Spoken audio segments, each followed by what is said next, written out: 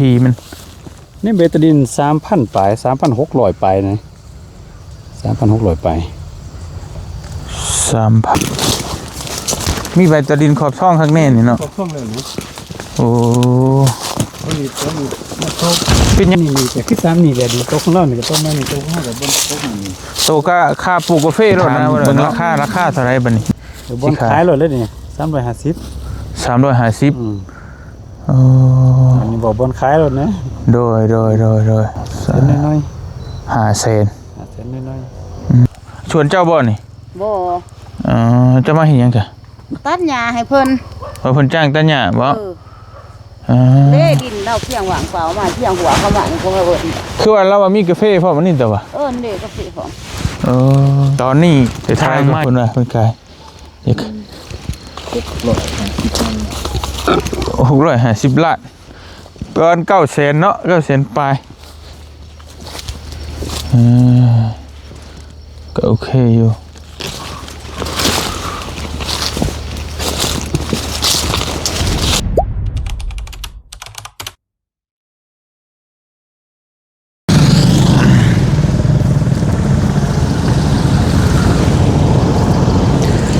เอาพี่น้องเลยกับทักทายสบายดีพ่อแม่พี่น้องเบอร์สุขุสู่คนพี่น้องเลยเนาะบ่ว่าสิอยู่ในและก็ต่างประเทศพี่น้องก็ยินดีต้อนรับเข้าสู่ช่องบ่าวเตียงทองชาแนลคือเก่ามื้อนี้บ่าวเตียงก็อยู่เมืองปากซองเนาะปากซองเดนนาวก็สมว่าเดนนาวลงมาแล้วก็เย็นโดดเด้อพี่น้องอยู่ปากเซเมื่อกี้ยังร้อนเหือสะอยู่ไปถ่ายคลิปถามราคารถนะบัดนี้เพิ่นว่าหนาวแหละพี่น้องเอ้ยเนาะมื้อนี้เฮาอยู่หมู่บ้านหยังก็หมู่บ้านผู้ยเนาะเมืองปากซองแขวงจำปาสักพอดีเฮาพี่น้องเอ้ยสิไปสอบถามเบิ่งราคาสวนกาแฟบ้านนี้ให้พี่ให้น้องได้ครับได้ส้มน้ำกันเนาะเก็บกาแฟเฮาทายให้เบิ่งแล้วขายกาแฟโลเท่าไหร่ทายให้เบิ่งแล้วบัดนี้เฮาสิมาถามราคาสวนว่าราคาสวนกาแฟนี่สวนเฮกตาร์เท่าใดโดยไร่เท่าใดพี่น้องเนาะมันถูกมันแพงแบบใดเพื่อเป็นแนวทางผู้ใดอยากมาซื้อลงทุนเฮ็ดกาแฟเอาให้มันมีเบิดทุกอย่างทุกรสชาติอยู่ในช่องบ่าวเตียงพี่น้องเนาะอีหยังก็ให้มันมีเบิดพี่น้องก็เลือกเบิ่งเอาอยากเบิ่งคลิปแบบใดแนวใดมีความรู้มีสาระบ่มีสาระนี่ก็เลือกเบิ่งเอาแต่ว่าตัวนี้เป็นการเป็นงานเนาะแบบแนวผู้ใดอยากมีอาชีพเป็นธุรกิจส่วนตัวหรือว่ากำลังมองหาที่ทางที่เอามาลงทุนต่อยอดปลูกฝังผู้ใดมักการเกษตรก็มาได้เมืองปากซองนี่ครบวงจรพี่น้องเนาะสำหรับ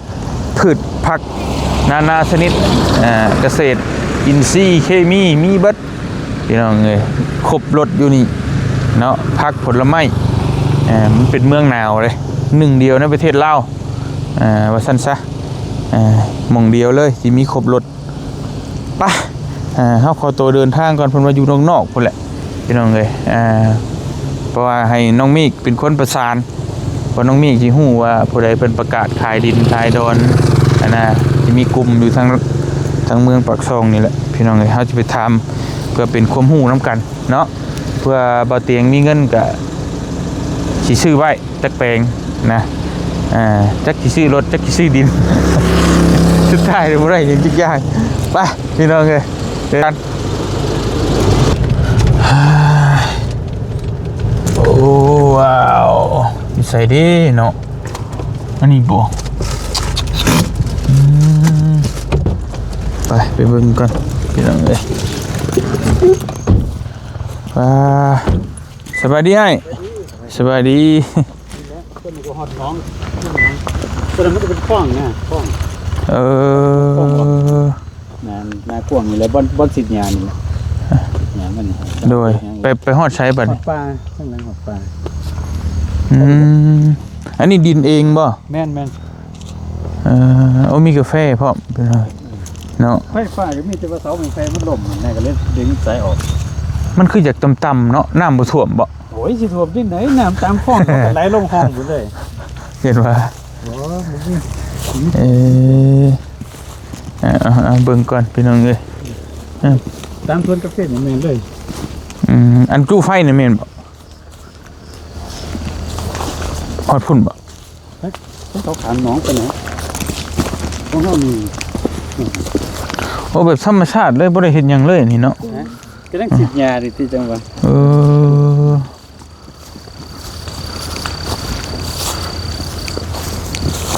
กาแฟแล้วก็นั่นอยู่แต่บ่งามเนาะกาแฟธรรมชาติ ของปลาพุ่นมันก็จำทั้ง เท่าไรก็พื้นที่มัน นี่เบตาดิน 3,000 ปลาย 3,600 ปลายนะ 3,600 ปลาย 3,000มันถึกเท่าไร ครับ3,600 ปลายต่อเม็ดบ่ถึงเฮกตาร์บ่ถึง บ่ถึงเฮกตาร์ซ้ํเนาะ เพราะมันดินบ้านเด้มันบ่ว่าดินสวนกันจ้ะ ฮอดใช้อันพาย่างฮอบเบิ่งกันได้พี่น้องยังฮู้นํกัน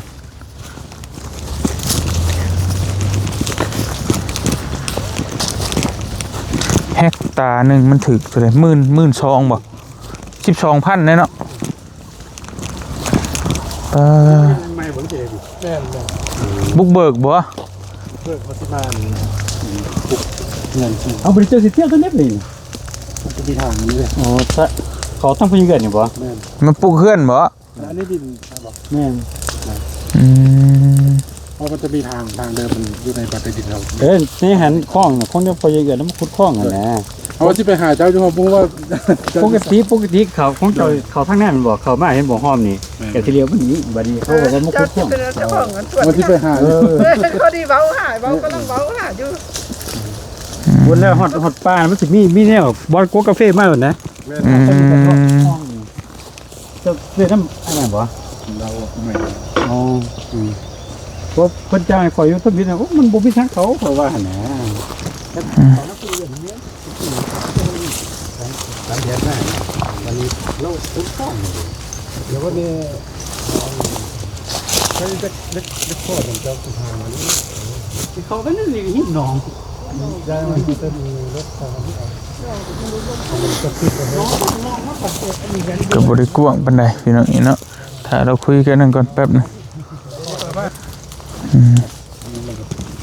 เลาะเบิ่งก่อนพี่น้องเอ้ย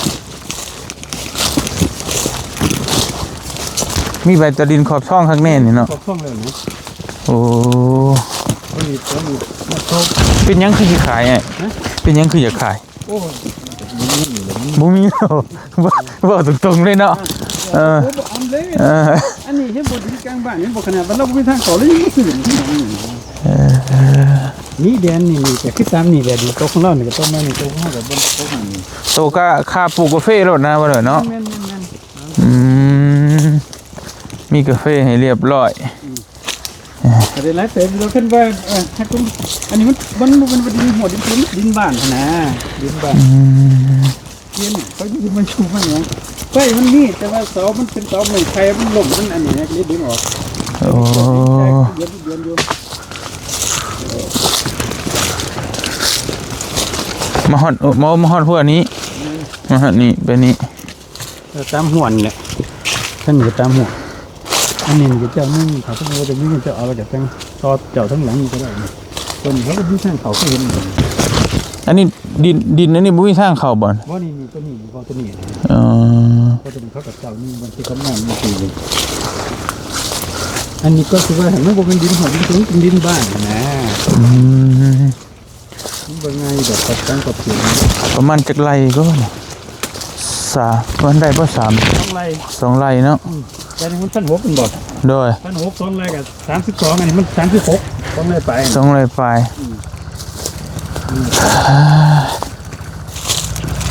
2ไร่ปลายเถียงนี่ก็แม่นบ่ เมนเบิดอีกนะ คนนี้ตุ๊กกับอยู่มันเป็นไงดอกเขาเจอที่เห็นนี่แหละนะ สำคนสิอันมาปลูกเฮือนปลูกชาตินี่คักอยู่เนาะปลูกเฮือนนี่ นั่นเด้ทางก็ ก็คือเห็นเลยไก่ๆนี่เขา อื มาม อันนี้แม่นบ่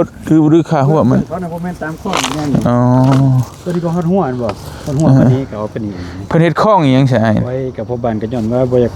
ลุกล้ำกันไปมานี่แหละ โอ้ ก็ดีสำหรับเฮาหั่นนะแม่นบ่แหละ เออๆๆ เฮาก็บ่ยับหั่นนะ เฮ็ดอันนี้เป็นเขตแดนเลย แม่น คู่คักเว้ย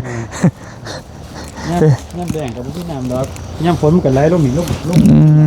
ม แต่ว่าน้ำมันบ่ลงบ่ตัวมันน้ำมันบ่ต้องห่วง ประมาณ2ไร่ ตรงไหนไป 2ไร่ปลาย ตัวสองไหลมันถึกอยู่ โดย สองนี่มัน36 โดย 6 3 6ไปนะ ยาวมาพี่น้องเลยเถียงหน้ามีกระตูบหน่อยเพราะ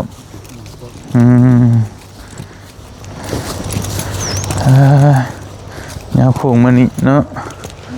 โอเคพี่น้องเลยเป็นมีสวนกาแฟเก็บอยู่ว่าปีนี่ เก็บ ได้ฮอดบ่โต2ตัว บ่ฮอดปีนี้บ่ฮอดเพราะว่ามันด่วงอ่ะเด้เห็นบ่บ่ฮอด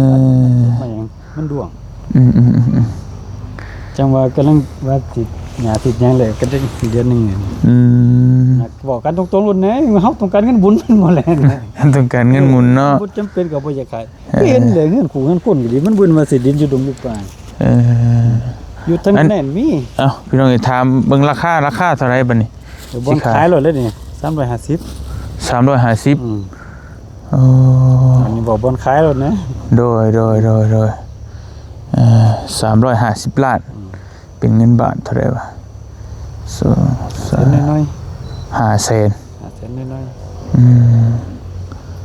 ตีกลมๆเนาะตัวเลข5แสน ๆโอ้นี่คือข้างหลังนั่นแฮงบ่มีทางเข้าจังว่ารถบ่ขอทางนี่บ่ก็บ่ได้มาแต่โดนเติบเลยเพราะว่ามาอันนี้แต่ว่ามันสิขอรอทางนั้นรถเขาบ่ได้สิได้ไปย่างหั่นแหละคนแนวหิมน้องกับคลองมันอันนี้แน่น้องกับคลองมัน อยู่พุ่นมันเป็นดินตันบ่ โอ้ยตะกี้นั่นน่ะมันก็แล้วก็เขาทั้งนั้นแหละบัดนี้พยาบาลเขามาขุดคลองปกติก็ต้องพาดินพ่อบ้านน่ะมาแหน่แล้วมาขุดคลอง ขุดคลองตันไว้ กัน แล้วเฮ็ดครัวเฮ็ดหยังข้ามมาก็ได้อยู่ติเนาะ สิได้จังสิได้ แต่อันนี่ทางปกติบ่ อันนี้ไปนี่เลยนี่ไปจะมีทางตัวนี้แต่หัวมีอันนี้เขายับมามีแต่ว่าคันนี้ก็จะให้เพิ่นออกไปฮอดพุ่นแล้วคนในคลองเดี๋ยวพ่อบ้านก็คุ้นคอกไอ้คนขุดนะแดนเพิ่นอยู่ก็ไผหัน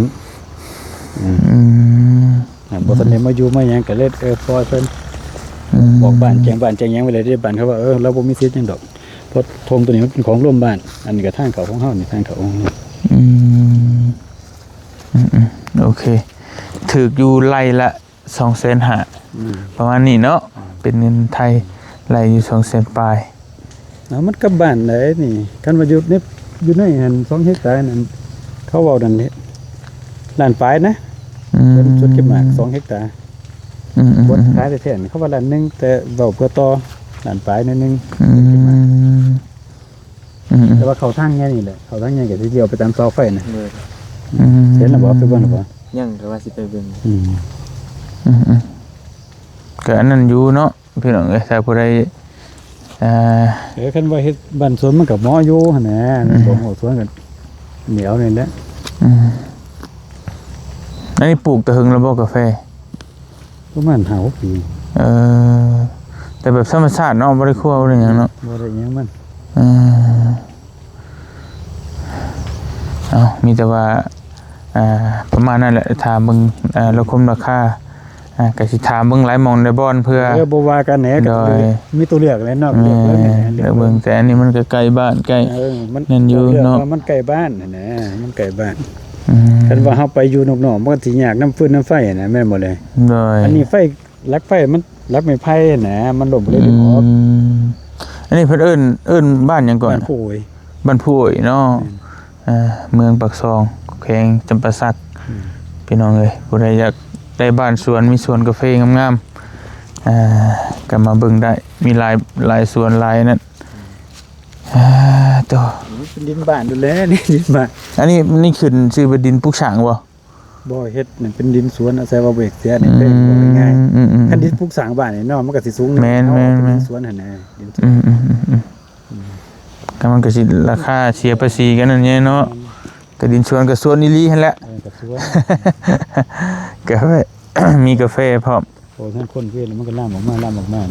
หน้าทางมันเต็มแล้วมันบ่หน้าทางนั่นแน่ แม่ ค่ามันก็บ่ไหวมันเบื่อโหดมันบ่ไหว หาก็ขึ้นบางใดนี่แน่นี่เนาะแต่ก่อนก็สิบ่แพงไปเลย บ่ปานใด อืม ช่วงโควิดนั่นเพิ่นว่าบอกเขาบ่ได้ขายเป็นเฮกตาร์เขาขายเป็นตอน อืม เข้าใจกระจายกันหมดนั่นแหละหลังจากคันมาแล้วจบโควิดแล้วบัดนี้เนาะทุกอย่างขึ้นมาเบิดบัดนี้น่ะ อืม ฟงกาแฟคือจังซี่แหล้วนี่แต่กี้โลเท่าใดโล 8,000 5,000 8,000 12,000ปีนี้มาที่20ไป อืม 20ไป คักสามีตาในนั่นแล้วไอ้มีแต่ดาก็สิโทรหาอีกเทื่อนึงได้แล้วก็สิ บ่ตรงๆบ่บนขายมันซะ บนขาย น้องสาวซับติ๊กนี่มีแต่ว่าคนเนี่ยว่าเพิ่นติดต่อมาเพิ่นก็ขอเปอร์เซ็นต์ก็ว่าให้เพิ่น 3% นั่นน่ะบ่บนขายบ่ได้ว่า อืมมันสิมีเฮาเจ้าขายในกลุ่มในนั่นบ่นี่บ่ได้ลงเพิ่นก็เลยถามตะกี้อันนี้เว้าความซื่อเด้อคันได้ขายอยู่นี่อยู่วัดหลวงก็บ่ขาย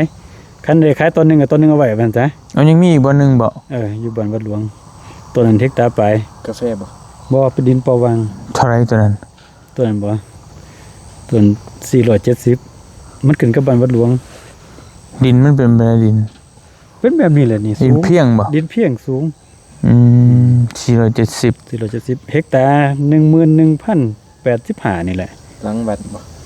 บ่แต่ว่ามันส่วนไปทางหนองแล่ได้เห็นบ่ก็สิมีบ่อนเขาทิ่มพิเหียตะกี้น่ะก็เลี้ยวเข้าไปในหั่น โอ้ เฮกตาร์หนึงมัน เฮกตาร์มัน 10,000 10,000เนาะ อันนั้นมัน11,085นี่นะ 11,000เพิ่นก็เฮกประมาณเฮก เกือบเฮกตาร์2เกือบเฮกตาร์2 ประมาณเฮกตาร์เฮกตาร์ปลายเฮกตาร์อีกกับไร่กว่าเนาะ แม่น ประมาณนั้นพี่น้องเอ้ยแต่นั้น400ปลายติทางเข้าด้วยใช่ โอ้ยคนเนี่ยอันนั้นมันเป็นทางซอยของเมืองอนาคตเขาสด48แต่ตอนนี้มันบ่ทันได้เฮ็ดว่าซั่นจ้ะแต่ว่าเขาได้อยู่ แต่พังของหัวทางกว้าง8เมตร12เมตรพุ่นแหละ ทางแดง ไก่ ทางแดง ไก่บ่ไปเบิ่งได้บ่หรือว่าเบิ่งอีกเนาะ คุณเล่น ตอนนี้มันไปทางหน้องแหละพุ่นแหละเจ้าก็เข้าไปเบิ่งนี่ก่อนแล้วก็ เรียกเขา บ่ทันก็สิปักหมุดส่งให้ก็ได้ เลย ปักหมุดส่งให้ก็ไปเบิ่งเพราะว่าก็แบบเฮาเข้าไปทางนี้ดินก็อยู่นี่โลดนั่นแหละมีหลักแต่4หลักนั่นแหละหลัก มีแต่นั้นแล้วเดี๋ยวได้ก็โทรหาได้เด้อโดยขอมขอบใจหลายๆพี่น้องเอ้ยตัวเราก็จะขายออกเนาะเรามีหลายตอน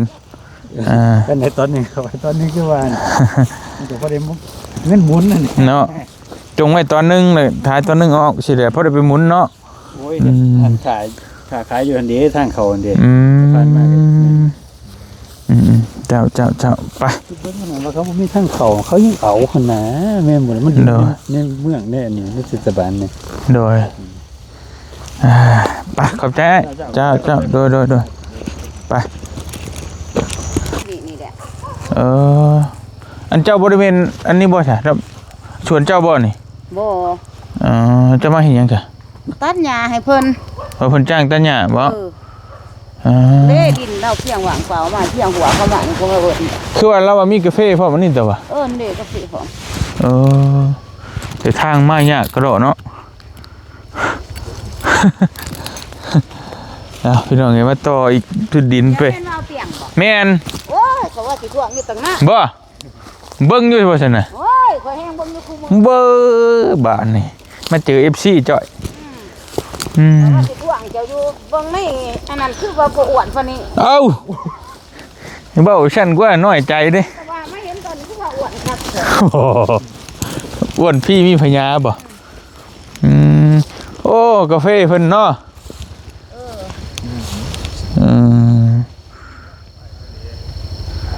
แม่นเบิดแล้วแถวนี้ของเรา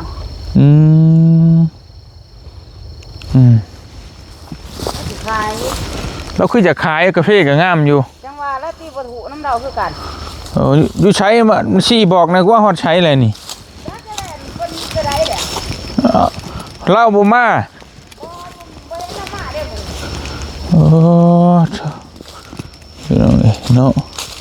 นี่กาแฟจักปีนี่5-6 ปีบัดนี้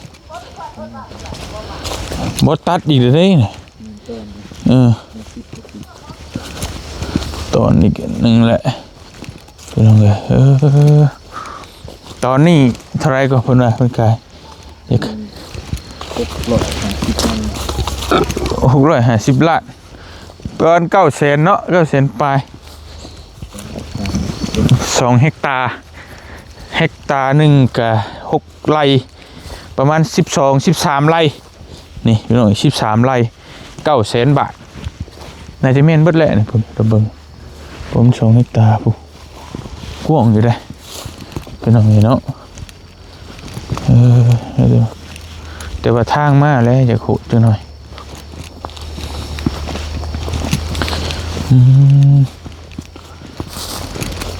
นี่แหละพี่น้องเนาะนี่สวนที่มีกาแฟ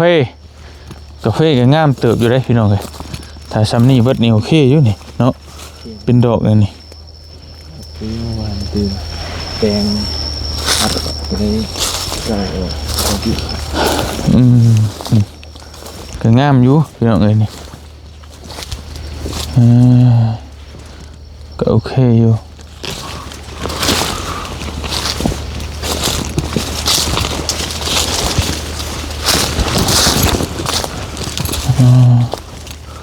นี่เพิ่นเก็บเบิดแล้ว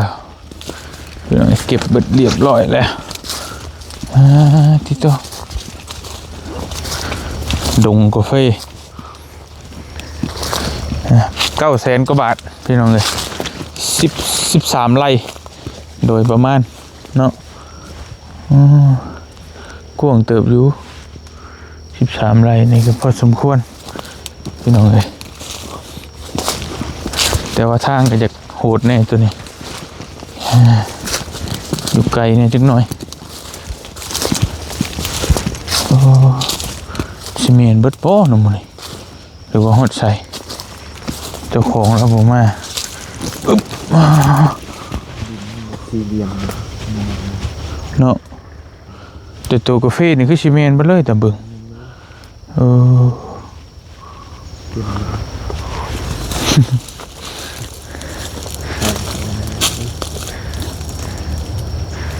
สิว่าจังใดเนาะป้า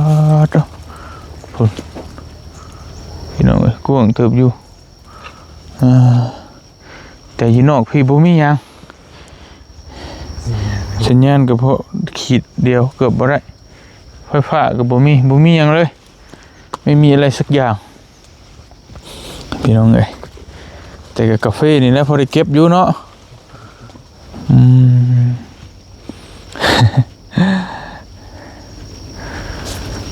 ไปสัตว์นี่จะเลาะออกพุ่นละเดี๋ยวไปเบิ่งขีดเด่นเขาใส่เจ้าของแล้วผมมาตัวนี้พี่น้องเอ้ยเนาะ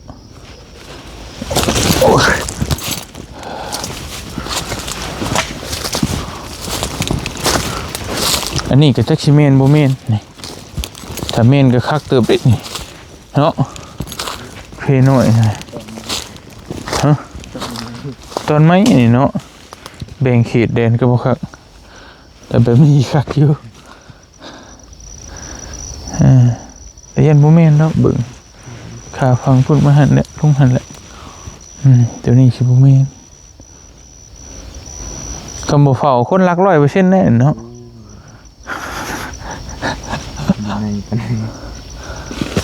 ไปพี่น้องเอ้ยมิตาเดี๋ยวสิขอตัวเดินทางกลับก่อนเนาะเดี๋ยวออกไปเบิ่งข้างนอกพุ่นแหละเดี๋ยวไปคุยกับยายเพิ่นจะเด็กจังหน่อย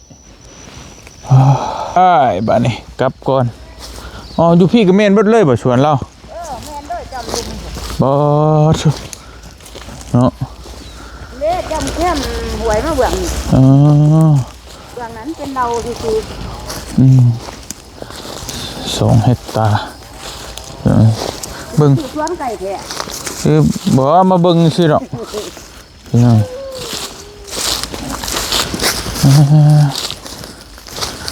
เล่จำอันเด็กสวนเราสิสวนคนเลยสิคนชอบดำคลืออยู่ใบเนาะงามอยู่อยู่ใกล้เรางาม เก็บเบิดแล้วกาแฟเนาะสำนีงามอยู่ ไปซะมาเตียงขอตัวเดินทางกลับก่อนมันค่ำมันมืดแล้วพี่น้องเนาะวันนี้13ไร่13ไร่ราคา 900,000 บาท650 ล้านเนาะผู้ใดสนใจก็มาซื้อได้พี่น้องเอ้ยติดต่อมาได้เนาะเดี๋ยวมีอันน่ะเดี๋ยวพอได้ค่าเปอร์เซ็นต์น้ำเพิ่นก็สิให้ค่าเปอร์เซ็นต์นิดหน่อยพี่น้องเอ้ยเพื่อเป็นแนวทางเพื่อผู้ใดอยากซื้อนะพี่น้องเอ้ยผู้ใดอยากซื้อสวนกาแฟไว้ไปพอได้เก็บพอได้หยังเนาะหรือว่าผู้ใดคิดอยากหาพื้นที่แบบนี้อยู่แล้วก็มาได้พี่น้องเนาะอยู่ปากซองเท่านั้นอยู่เขตอื่นบ่มีไปสำหรับมื้อนี้บ่เตียงขอตัวเดินทางก่อนพี่น้องเอ้ยแวะมาไทยให้พี่ให้น้องเบิ่งมี2ตอนนึงแล้วก็บ่ไหวหรอกแพงโพดอันนั้นเนาะ2ไร่มัน500,000 กว่าบาทแต่ตัวนี้แหละเหมาะสุดแล้วมัน10 กว่าไร่พี่น้องเอ้ยแต่ว่าราคาก็900,000 กว่าบาทประมาณนี้เนาะทั้ง2ที่ก็มีกาแฟพร้อมแต่ว่าตัวนี้กาแฟก็งามแต่ทางยากหน่อยจักหน่อย ตัวนั้นทางสบายแต่ว่าสีแพงเนาะพี่น้องเดินทางก่อนอยู่ดีมีเฮงบัดจุคูจุคนมีความคิดเห็นอะไรก็คอมเมนต์อยู่ใต้คลิปเนาะเดี๋ยวว่าเตียงสีมาอ่านเบิ่งในสิมาตอบพี่น้องเอ้ยเนาะเดินทางก่อนเด้อวันนี้ปะสบายดีสวนกาแฟ